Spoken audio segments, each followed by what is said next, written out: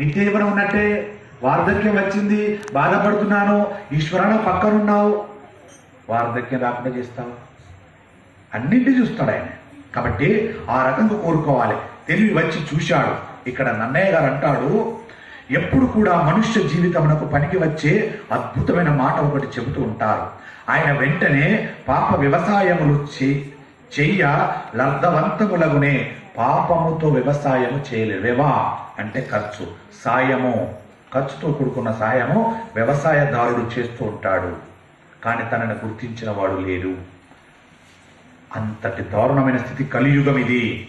కాబట్టి ఆ పాపభూయిష్టమైనటువంటి జీవము కలవారు సంకల్పం ఏది ఉన్నదో అది నెరవేరదు. చిత్తశుద్ధి కలవారి సంకల్పములు అంతరమునందు కూడా స్వార్థము లేనటువంటి వారి సంకల్పములు త్రికరణ శుద్ధిగా ఉంటాయి. భగవంతుని పట్టుకున్న వారి సంకల్పములు